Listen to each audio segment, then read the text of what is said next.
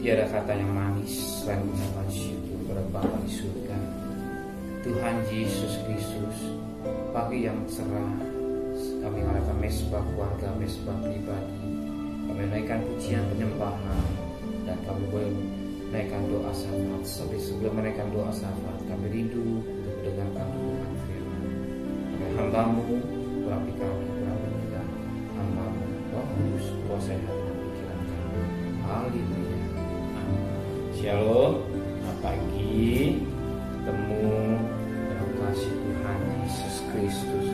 Hari ini kita akan membaca Yesaya pasal 8 ayat pertama sampai ayat 23. Tapi saya bagi dua, ayat Yesaya pasal 8 ayat pertama sampai ayat 10. Besok ayat 11 sampai ayat 23.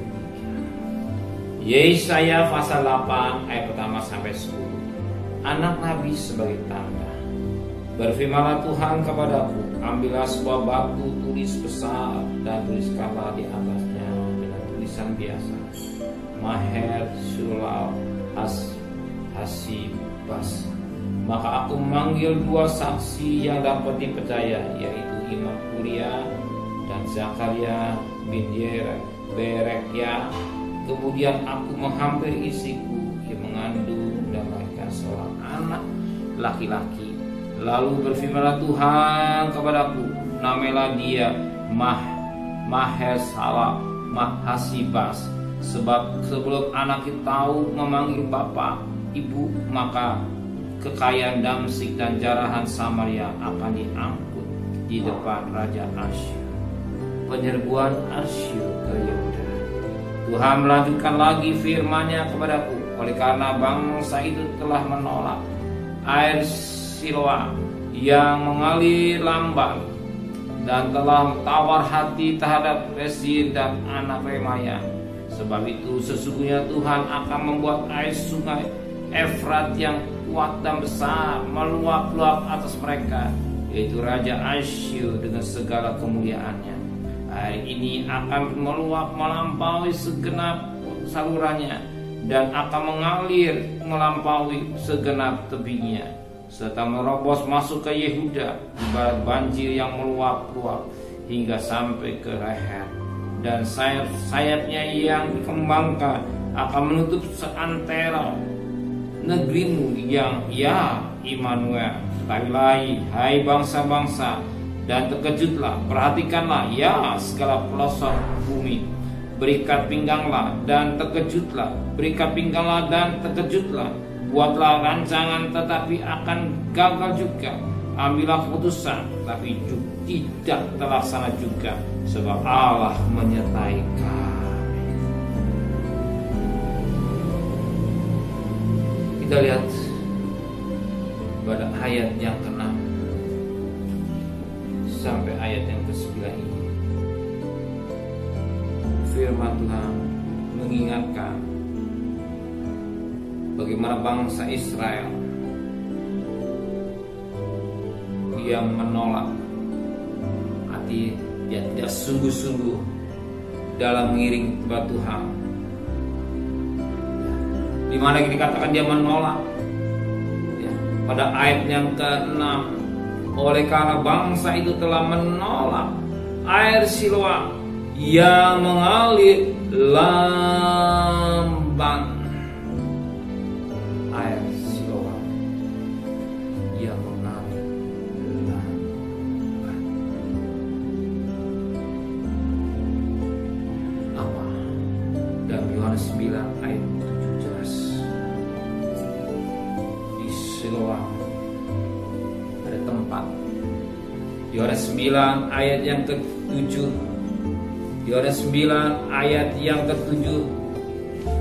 Yohanes 9 ayat yang ke-7 yang berkata demikian.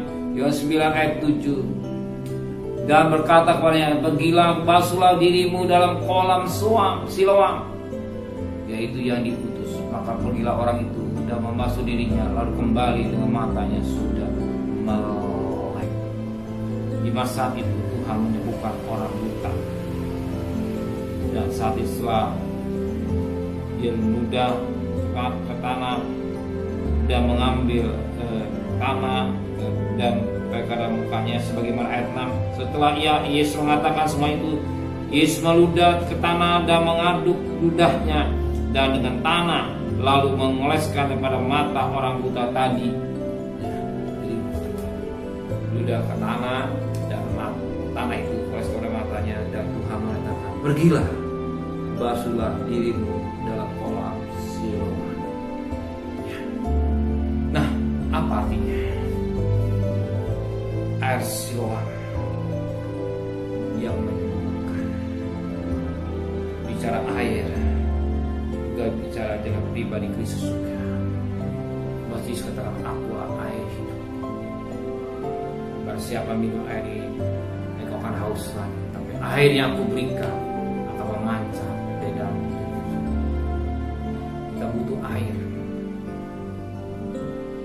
yang dunia berikan semua bisa haus lagi, tapi air yang dari surga dia tetap mengalir.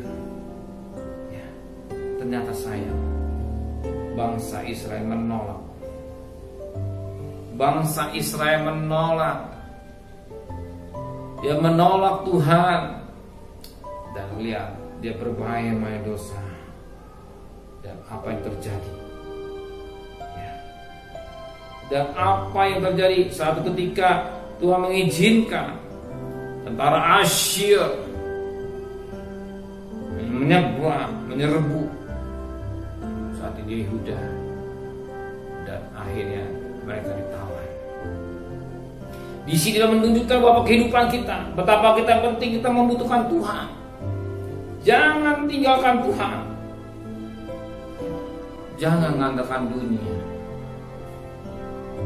Karena akibat perbuatan dosa, dia harus tanggung akibatnya sendiri.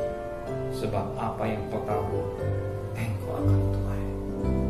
Dan Yehuda, dia nyeleweng daripada kehendak Tuhan. Dia tidak dengar apa firman Tuhan, dia menolak Tuhan. Air hidup itu yang memberikan kepuasan batinnya, dia cari air dunia, hidup yang tidak sesuai dengan kehendak Tuhan. Dan saat itu Tuhan izinkan melalui tentara Asyur menelan bagaimana air yang mengabaikan air bah yang menyerbu negerinya. Ya. Dan semua itu Tuhan izinkan Tuhan. Sering peristiwa-peristiwa terjadi, semuanya izinkan Tuhan. Kenapa? Ulah manusia sendiri. Ulah manusia sendiri. Maka dikatakan pada ayat 7, sebab itu sesungguhnya Tuhan akan membuat air sungai Efrat yang kuat dan besar meluap-luap atas mereka, yaitu Raja Asyur dengan segala kemuliaan. Air itu akan meluap melampaui segenap salurannya dan akan mengalir melampaui segenap tebingnya, serta merobos masuk ke Yehuda, ibarat banjir yang meluap-luap hingga sampai ke leher. Inilah Raja Asyur dengan alat Tuhan menghukum bangsa Israel atau Yehuda.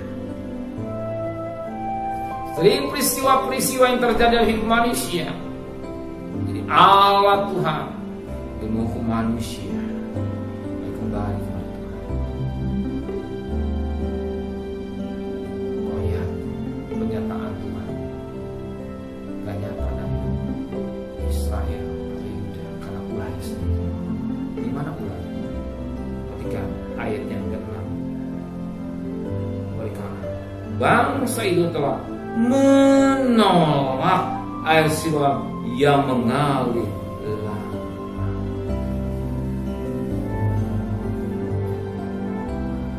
Ayat menolak kasih Tuhan. Kasih Tuhan bagai aliran-aliran yang mengalir dalam hidup kita. Kalau hari kita panjang umur, kalau hari kita diberikan panjang umur, hari Tuhan pelihara, semua karena kasih Tuhan ya Tuhan. Dan saya ingatkan Tuhan hari ini, teman saya, Bapak Pendeta Petrus Damascena bersama istri hari genap 38 tahun pernikahannya. Dia gembala di Bondowoso. Di Tuhan, Pak Petrus genap 38 tahun Tuhan pelihara dan pernikahan Bapak dan Ibu. Kami bahagia, kami juga berkati. Semua dia alami karena Tuhan. Karena Tuhan baik, Tuhan memelihara hambanya suami istri Bapak Petrus Damascena bersama istrinya. Dan juga dia pelihara kita semua yang hadir pada pagi mengikuti doa renungan pagi, bahkan sidang jemaat. Dan bersyukur kepada Tuhan. Air yang dari Siloam itu mengalir dari kita, yang menyembuhkan mata rohani kita yang tidak melihat. Rotak mata rohani kita tertutup, tapi dibukakan oleh air hidup yang dari surga, sehingga kita mengerti tentang kebenaran firman Tuhan. Tentang air yang hidup itulah pribadi Kristus yang menyertai kita. Ya. Dia Immanuel, tapi dia tidak Immanuel kalau kita bermain-main dosa.